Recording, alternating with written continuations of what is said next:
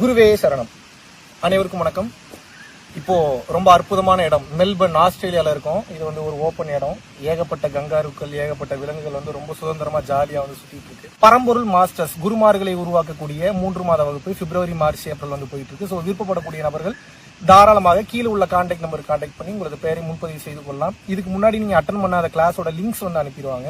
So நீங்க அதை download பண்ணி பார்த்துட்டு அடுத்தடுத்து நடக்கக்கூடிய ஜூம் வகுப்புகள்ல தாராளமாக கலந்து கொள்ளலாம். வாசி யோகம். வாசி யோகம் என்றால் என்ன?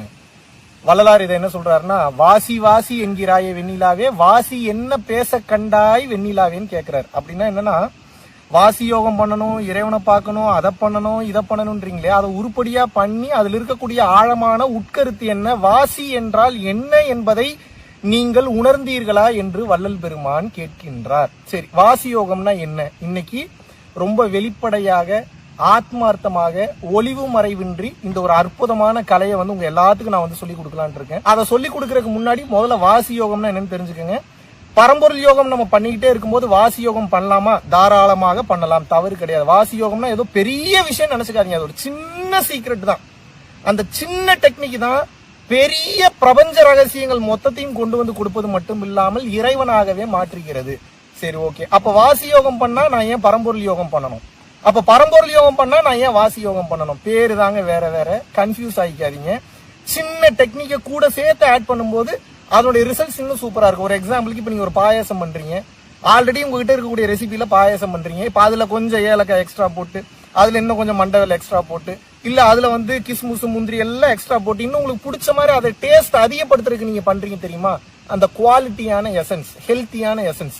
அதுபோல ஆல்ரெடி நீங்க என்ன பயிற்சி செஞ்சுட்டு இருந்தீங்கனாலும் இந்த ஒரு சின்ன டெக்னிக், இந்த வாசி யோகத்தோட டெக்னிக்கையும் ஆட் பண்ணும்போது பெரிய லெவல்ல அது வேலை செய்யும். முதல்ல இந்த வாசியம் பண்றதுக்கு முன்னாடி உங்களுக்கு ஒரு முக்கியமான விஷயத்த நான் சொல்லி கொடுத்துறேன். நாடி சுத்தி. நாடி சுத்தி கம்பல்சரி நீங்க பயிற்சி ஆரம்பிக்கிறதுக்கு முன்னாடி ஒரு 2 to 3 minutes பண்ணணும். இதை நான் முன்னாடியே சொல்லியிருந்தேன். பரம்பொருள் யோகம் செய்பவர்களும் நிச்சயமாக நாடி சுத்தி பண்ணணும். ஏன்னா புருவ மத்தியத்தை கவனிக்கும் போதோ, உச்சியை கவனிக்கும் போதோ, இல்ல ஏற்றி ஏற்றி நாம் வாசி யோகம் செய்யும் போதோ மூச்சு என்பது ஒடுக்கு நிலைக்கு போகும். ஒடுக்கு நிலைக்கு போயிருச்சுன்னா வேலை செய்ய தோணாது, அமைதியா இருக்கணும்னு தோணும், ஆனந்த நிலையில இருப்பீங்க, அப்ப ஒரு வேலையும் பார்க்க தோணாது. அதனாலதான் நான் என்ன சொல்றேன்னா, நாடி சுத்தி செஞ்சு செஞ்சு பழகிட்டீங்கன்னா ஒடுங்கி இருக்கக்கூடிய மூச்சை மறுபடியும் நார்மலான அந்த ஒரு பிரீத்திங் பேட்டர்னுக்கு மாத்திரும். சோ அதனாலதான் நாடி சுத்தி பண்ணணும். நாடி சுத்தி எப்படி பண்றது? ரொம்ப சிம்பிள். 2 நாஸ்ட்ரில்ஸ் வழியாவும் மூச்சை விடுறீங்க, அவ்வளவுதான். மூச்சை இழுக்க கூடாது, மூச்சை விடணும். எப்படின்னு முதல்ல பண்ணி காட்டுறேன், நல்லா கவனிங்க. இந்த கையை எப்படி லாக் பண்ணிக்கிறீங்க. எந்த யோக பயிற்சி ஆரம்பிச்சாலும் நாடி சுத்தி பண்றது ரொம்ப ரொம்ப சிறப்பு. யோக பயிற்சியே பண்ணலனாலும் நாடி சுத்தி பண்ணீங்கன்னா, இந்த புகைப்பிடிக்கிற பழக்கம் இருக்கிறவங்க, தேவையில்லாத உடல் பிரச்சனைகள், மூச்சு பிரச்சனைகள், சைனஸ், இது மாதிரியான ஆஸ்துமா பிரச்சனைகள் இருப்பவர்களுக்கு எல்லாம் நாடி சுத்தி மாபெரும் பலனை கொடுக்கிறது. எப்ப நாடிகள் இருக்கக்கூடிய அடைப்புகள் வெளியேறுகிறதோ உள்ளுக்குள்ள பிராணசக்தி அதிகமாக ஓடும். உள்ளுக்குள்ள பிராணசக்தி அதிகமாக ஓடும் போது ஒவ்வொரு செல்ஸையும் ரெஜுனேட் பண்ணும். குண்டலினி ப்ராசஸ் ரொம்ப விரைவாக சீக்கிரமா நடக்கும், ரொம்ப எளிமையாக நடக்கும். எப்படி நாடி சுத்தி பண்றதுன்னா கவனிங்க. ஒரு கையில ஒரு கை லாக் பண்ணிக்கிறீங்க, கால் சமணங்கால் போட்டு முதுகு தண்டு நேரா வச்சு உட்காந்துக்கிறீங்க. நின்னுட்டும் பண்ணலாம், உட்காந்துட்டும் பண்ணலாம், உங்க கம்ஃபர்டபிலிட்டிக்கு தகுந்த மாதிரி. எப்படி பண்றதுன்னா நல்லா கவனிங்க. ஒரு மூக்கு அடைச்சிட்டு ஒரு மூக்குல மூச்சு விடுறீங்க, மறுபடியும் ஆப்போசிட் மூக்கு அடைச்சிட்டு ஆப்போசிட் நாஸ்ட்ரில்ல வந்து மூச்சு விடுறீங்க, எகைன் வந்து ஆப்போசிட் அடைச்சிட்டு லெஃப்ட் சைடு விடுறீங்க. மாத்தி மாத்தி பண்ணணும். இதுதான் நாடி சுத்தி. கவனிங்க எப்படி பண்றேன்னு.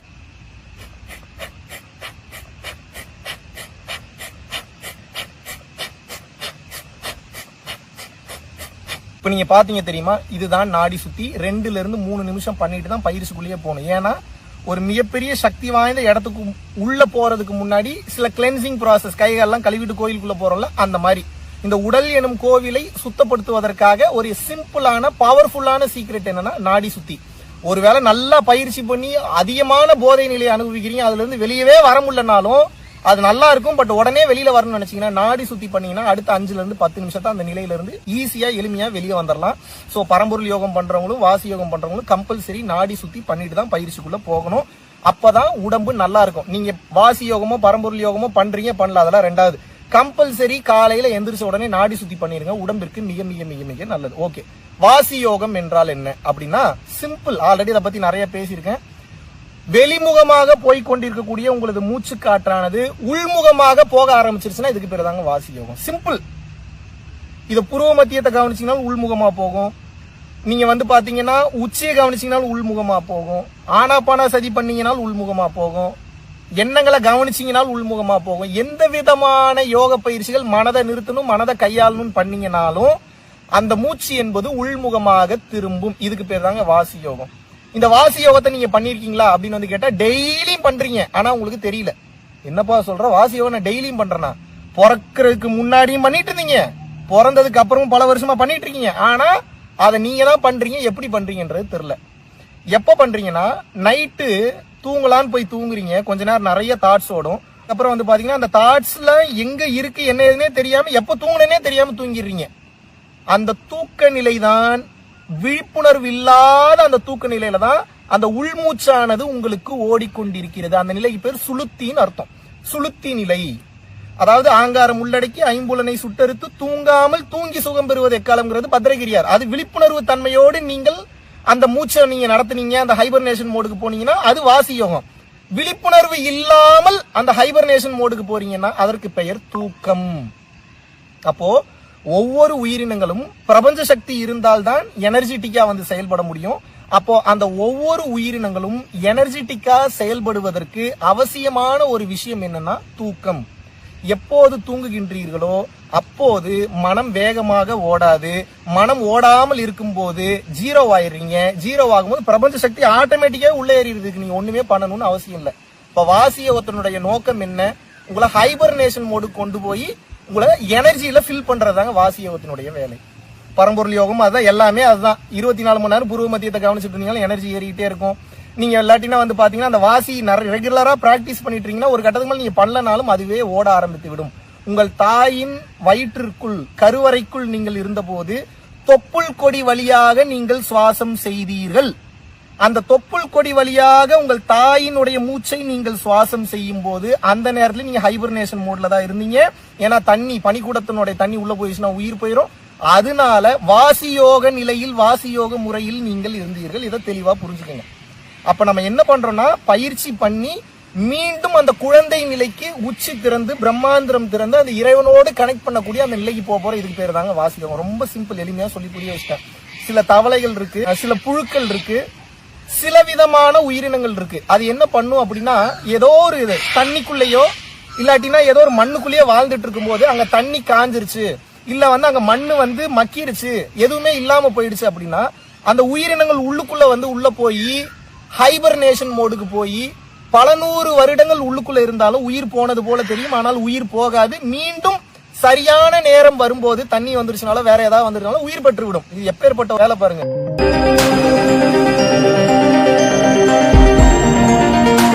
சரி, இப்ப இது உங்களுக்கு புரிஞ்சிருச்சுல. இதுக்கப்புறம் இதை எப்படி செய்யறது அப்படின்றத உங்களுக்கு காட்ட போறேன். நல்லா கவனிங்க. முதலாவதாக வாசியோகம் அப்படின்றது என்ன அப்படின்னா தெளிவா புரிஞ்சுக்கங்க.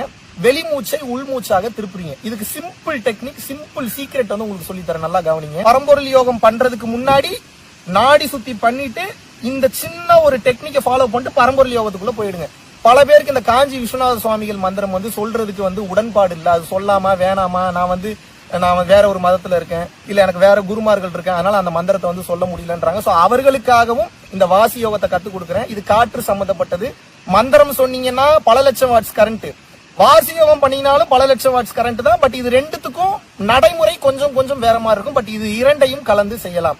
ரொம்ப சிம்பிள். மூச்சோட ஒரு மாற்றம் இருக்கு. அந்த மூச்சினுடைய மாற்றத்தை நீங்க சரியா பண்ணீங்கன்னா வெளிமூச்சு கொஞ்சம் கொஞ்சமாக உள்மூச்சாக திரும்பும். எப்படி பண்றது? வழக்கம் ஆசனத்துல உட்காந்துக்கிறீங்க, சின்மூத்திர புடிச்சுக்கிறீங்க, உங்கள் கண்களை வந்து புருவ மத்தியத்தில் ஆல்ரெடி நான் பரம்பொருள் யோகத்துல சொன்ன அதே தான். உங்களுக்கு வேணா பரம்பொருள் யோகம் பண்ணாதவங்க பரம்பொருள் யோகத்தை வெளிப்படையா வெளியிட்டு இருக்க லிங்க் கொடுக்க சொல்றேன். லிங்க் பார்த்துட்டு நீங்க இதை பாத்தீங்கன்னா இன்னும் கொஞ்சம் உங்களுக்கு தெளிவா புரியும். இது பண்ணீங்கன்னாலும் பாடியில ஹீட் கண்டிப்பா ப்ரொடியூஸ் ஆகும். கம்பல்சரி பாடி ஹீட்டை கண்ட்ரோல் இதுதான் ஆக வேண்டும். இதை தெளிவா புரிஞ்சுக்கணும். ஓகே, வாசி யோகம் இப்போது செய்வது எப்படி தான் தெளிவா வந்து பார்க்க போறோம். வழக்கமா முத்திரை புடிச்சுட்டு சாம்பவி முத்திரை போயிட்டு என்ன பண்றீங்கன்னா மூச்சை மேல கீழே ஏத்தி ஏத்தி இறக்கணும். அது எப்படிங்க மூச்சை மேல கீழே ஏத்தி ஏத்தி இறக்குறது? அதுதான் ஒரு சின்ன டெக்னிக். வழக்கமாக மூச்சு இழுத்து வழக்கமாக மூச்சு விடுவதை போல நீங்கள் செய்யக்கூடாது. இதுக்கு ஒரு டெக்னிக் இருக்கு. அதான் வாசி யோகம். அந்த சவுண்டு தாங்க வாசி. ஒரு கட்டத்துல அந்த சவுண்டும் காணாம போய் நடக்குதா நடக்கலையானே தெரியாத ஒரு நிலை கொண்டு போகும். அதான் வாசி யோகம். எப்படி இருக்குன்னு சொல்றேன் கவனிங்க. இந்த வாசி யோகத்தை தான் சித்த வித்தைன்ற மாதிரி வேற மாதிரி சில டெக்னிக்கை மாத்திருக்காங்க. ராஜயோகம்னு மாத்திருக்காங்க, சிவராஜ யோகம்னு வந்து மாத்திருக்காங்க, கிரியா யோகம்னு மாத்திருக்காங்க. பேரு தான் வேற வேற, மேட்ரு ஒண்ணுதான். வெளிமூச்சு உள்மூச்சாக திரும்ப வேணும். கிளியர்? நாக்கை மடக்கி வைத்து லம்பிகா முத்திரை நாம் செய்து எப்படி பண்ணணும்னா, கவனிங்க, ஒரு மூச்சு வந்து நீங்க விடணும், ஆனா வாய் வழியா மூச்சு விடக்கூடாது. ஒரு மாதிரி சவுண்டு, அந்த சவுண்டு தான் ரொம்ப ரொம்ப முக்கியம். இது ரொம்ப ரொம்ப இம்பார்ட்டன்ட். நல்லா கவனிங்க எப்படி விடணும்னு. மூச்சை முதல்ல நல்லா உள்ள இழுத்துக்கிறீங்க.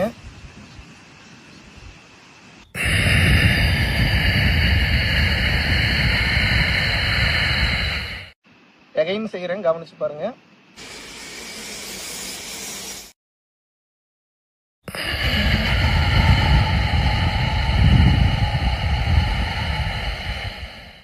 நாக்கு மடக்கி பண்ணணும்.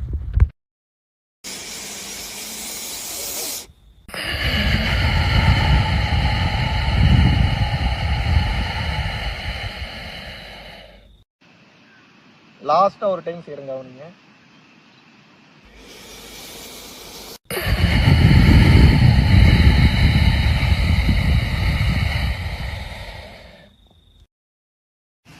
இப்பவே பாடி ஹீட் ஆயிடுச்சு. 5 டைம் பண்ணதுக்கே கீழே இருந்து மேல வரைக்கும் கபகபகபகன்னு எரியுது. காதெல்லாம் ஒரு மாதிரி ஆயிடுச்சு. நல்லா கவனிங்க.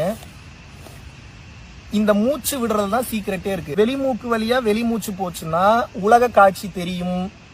இந்த மூச்சு உள்முகமா போச்சுன்னா உள்காட்சி, உள் உலக காட்சி, பிரபஞ்சத்தின் காட்சி தெரியும். தான் சீக்கிரட். அந்த நிலைக்கு கொஞ்சம் கொஞ்சமா போறோம். எதுக்கு இந்த மாதிரி சவுண்ட் கொடுக்க சொல்றேன்னா, அந்த சவுண்டுல தான் உங்களுடைய மூச்சானது மூக்கு வழியாவும் போகாமல் வாய் வழியாவும் வெளியேறாமல் அந்த மூச்சு உங்களோட உள்நாக்கு பின்னாடி 10ஆம் வாசல் இருக்குன்னு சொன்ன இல்லையா, அந்த வழியா வந்து மேல ஏற முயற்சி பண்ணும். ஆல்ரெடி அங்க நீங்க பயிற்சி முன்னாடி வேற அதெல்லாம் பண்ணிருந்தீங்கன்னா வாசி யோகம் பண்ணும்போது டக்குன்னு ஓப்பன் ஆயிடும். இது வரைக்கும் அது மாதிரி எதுவுமே பண்ணலன்னா தட்டி தட்டி திறக்கிறீங்க. தான் ஜீசஸ் சொன்னது, தட்டுங்கள் திறக்கப்படும். இதுதான் அது. எப்படி தட்டுறது?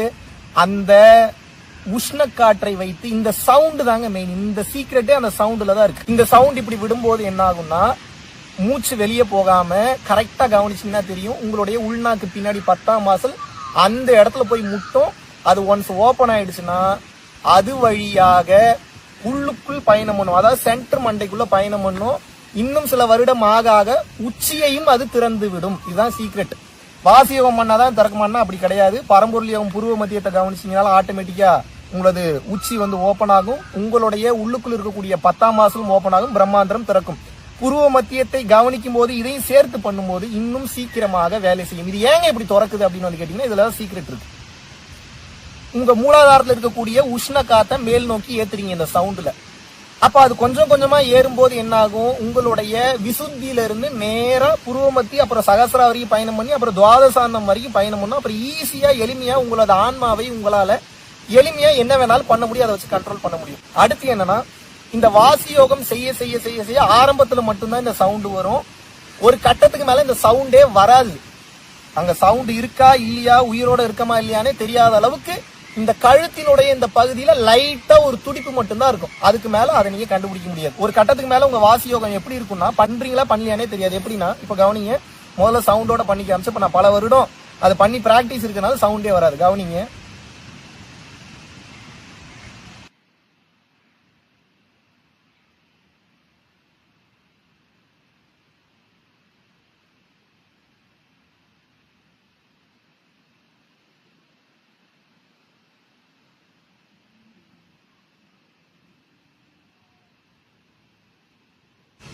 ஏதாவது தெரிஞ்சதா அப்ப உங்களுக்கு? இப்படிதான் யோகம் பண்ணும்போது ஒரு கட்டத்துல சவுண்டே வராது. இந்த நிலைக்கு கொஞ்சம் கொஞ்சமா நீங்களே போவீங்க. ஆரம்பத்துல மூக்குல கொஞ்சம் மூச்சு போற மாதிரி இருக்கும், கொஞ்சம் சவுண்ட் வர மாதிரி இருக்கும், அப்புறம் சவுண்டே கேட்காது. ஆட்டோமேட்டிக்கா உங்களோட கண்ட்ரோல் வந்து அந்த உள்நாக்கு இருக்கக்கூடிய அந்த இடத்துல ரொம்ப நுண்ணியமா அந்த ஓட்டையில என்னால வந்து அந்த 10ஆம் வாசல்ல அந்த காற்றை செலுத்த முடியும். இதாங்க சன் மார்க்கம். சன் மார்க்கம் அப்படின்னா சன்னமான அந்த மார்க்கத்துக்கு பேரு சன் மார்க்கம். பல பேர் பல அர்த்தங்கள் சொல்றாங்க, இதுவும் ஒரு அர்த்தம். சோ அந்த சன்னமான அந்த மார்க்கத்துல உங்களுக்கு காற்றை செலுத்த தெரியுது அப்படின்னா உண்மையை பாத்துருவீங்க. ரெகுலரா பண்ணுங்க. சோ முதல்ல நாடி சுத்தி பண்றீங்க. இதுக்கு பேரு வந்து வாசி பிராணயாமம். வாங்க, காத்தை ஏத்தி ஏத்தி இறக்குறதுக்கு பேர் என்ன? வாசி பிராணயாமம். நாட் நார்மல் பிராணயாமம், வாசி பிராணயாமம். அது மட்டுமல்ல, இந்த காற்றை ஏத்தி ஏத்தி இறக்குறதுக்கு பேர் கதியை ஏற்றி ஏற்றி இறக்குவது என்றும் கூறுவார்கள். சோ இந்த கதியை ஏத்தி ஏத்தி பழகிறது எப்படி? முதல்ல நாடி சுத்தி, அப்புறம் வந்து கதியை ஏத்தி ஏத்தி இறக்குறீங்க. எவ்வளவு நேரம்? 15 நிமிஷத்துல இருந்து ½ hour. உங்களால எவ்வளவு நேரம் முடியுமோ அவ்வளவு நேரம் பண்றீங்க. அதுக்கப்புறம் பரம்பொருள் யோகம் ஆல்ரெடி நான் சொன்ன மாதிரி கண்டினியூ பண்ணலாம். இல்ல பரம்பொருள் யோகம் எதுவுமே பண்ணாம வெறும் வாசி யோகம் மட்டும்தான் பண்றீங்க அப்படின்னு உங்களுக்கு விருப்பம் இருந்தாலும் தாராளமாக பண்ணலாம், தப்பு இல்ல. பட் பரம்பொருள் யோகத்தை சேர்த்து பண்ணீங்கன்னா இன்னும் ரிசல்ட்ஸ் ரொம்ப ஈஸியா சீக்கிரமாக இருக்கும். வெறும் வாசி யோகம் மட்டும்தான் பண்றீங்க, எந்த ஒரு மந்திரம் இல்லாம அப்படின்னா நான் சொன்ன மாதிரி இந்த கதி ஏத்தி ஏத்தி இறக்குறீங்க. 1/2 hourல இருந்து 1 hour வரைக்கும் தாராளமா பண்ணலாம். எவ்வளவு நேரம் அதிகம் பண்றீங்களோ அவ்வளவு நேரம் நல்லது. இது பண்ணி முடிச்சதுக்கு அப்புறம் நிஷ்டை கவனிக்கணும். எவ்வளவு நேரம் முடியுமோ கம்பல்சரி நிஷ்டை கவனிக்கணும். ஏன் மோட்டரை போடுறதுதான் கதி ஏத்தி இறக்குறது. போட்ட மோட்டர்ல இருந்து தண்ணி எடுக்கிறது, எனர்ஜி எடுக்கிறது, பெனிஃபிட்ஸ் எடுக்கிறது நிஷ்டை கவனித்தல்.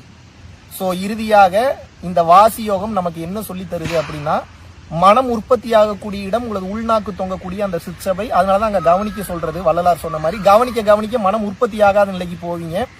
காற்றை ஏற்றி நீங்கள் இறக்கும் போது உள் வாசி பிராணாயாமம் நீங்க பண்ணும்போது மனம் உற்பத்தி ஆகிற இடத்துலயே நீங்க காத்தை ஏத்துறதுனால மனம் வேலை செய்யாம மறுபடியும் மேலேயே போகும். நல்லா கவனிங்க. மூச்சு கீழே இறங்குச்சுன்னா உலகம் உற்பத்தி, மனம் வேலை செய்யும். கீழே போற மூச்சை கீழே போக விடாம மேலேயே ஏத்திட்டு இருக்கீங்கன்னா மனம் உற்பத்தி ஆகாது. ரொம்ப பெரிய சீக்கிரட்டை சொல்லி கொடுத்துட்டேன். அதுக்கப்புறம் ஒண்ணும் இல்ல, எல்லாத்தையும் சொல்லி கொடுத்துட்டேன். மனம் உற்பத்தி ஆகாமல் காத்த மறுபடியும் மேலே ஏற்றும் போது ஹீட் ஆகி உள்ளுக்குள்ள இருக்கக்கூடிய ஜோதி தரிசனம் சீக்கிரமா தெரியும். பரம்பொருள் யோகம் பண்ணிட்டு இருக்கிறவங்க இன்னைக்கே இதை பண்ணுங்க, இன்னும் பவர்ஃபுல்லான மாற்றம் தெரியும். இது வரைக்கும் பரம்பொருள் யோகம்னா என்னன்னே தெரியாதவங்க யூடியூப்ல போய் பரம்பொருள் யோகம் ரிவீல்டும் போட்டீங்கன்னா கிளியரா வந்து பேசியிருக்கேன். வாசி யோகம் பண்ணீங்கன்னா பாடி வந்து ஹீட் ஆகும், கம்பல்சரி ஹீட் ஆகும். அதனால உங்கள்கிட்ட நான் ரெக்வஸ்ட் பண்றது என்னன்னா, பரம்பொருள் ஃபவுண்டேஷன் பாடி ஹீட்னு டைப் பண்ணீங்கன்னா 2 வீடியோ வரும். கம்பல்சரி அதை பார்த்துக்கங்க. பார்த்துட்டு இந்த பயிற்சி பண்ணுங்க. இதுக்கும் அதே மாதிரி தான், எந்த பயிற்சி பண்ணீங்கனாலும் மனதை நிறுத்தக்கூடிய பயிற்சி. சோ எதையுமே கூட சேர்த்து பண்றதுல எந்தவித தவறும் இல்ல. சோ இதை நீங்கள் சேர்த்து செய்யும் போது உள்ளுக்குள் இருக்கக்கூடிய ஆன்ம தரிசனம் கிடைக்கப்பட்டு இறைவனின் காட்சியை வந்து நீங்கள் வந்து காண்பீர்கள். இத்தனை நாள் கிடைக்க பெறாத அந்த தகவலை ரொம்ப எளிமையா வந்து சொல்லிட்டேன் அப்படின்றதுனால இதை அண்டர் எஸ்டிமேட் பண்ணிடாதீங்க, அண்டர் வேல்யூ பண்ணிடாதீங்க. பல கிறுக்கனுங்க வந்து சொல்லுவானுங்க, இது தப்பு, இது இப்படி பண்ணக்கூடாது, அப்படி பண்ணக்கூடாது. எல்லாத்தையும் பார்த்ததுனாலதான் சொல்றேன். எந்த கிறுக்கன் சொல்றதையும் கேட்காதீங்க. நான் சொல்றதை ஃபாலோ பண்ணுங்க. வாழ்க்கை மிக சிறப்பாக இருக்கும். நான் ஒண்ணு பேசுறேன், கீழே ஒரு 20 பேர் 30 பேர் நெகட்டிவ் கமெண்ட் பண்றாங்கன்னா அந்த நெகட்டிவ் கமெண்ட்டுக்கு ரிப்ளை பண்றதுக்கு இதை நான் சொல்லி கொடுக்கல. புரியுதா உங்களுக்கு? சொன்னா செய்யுங்க. வாழ்க்கை ரொம்ப சிறப்பாக இருக்கும்.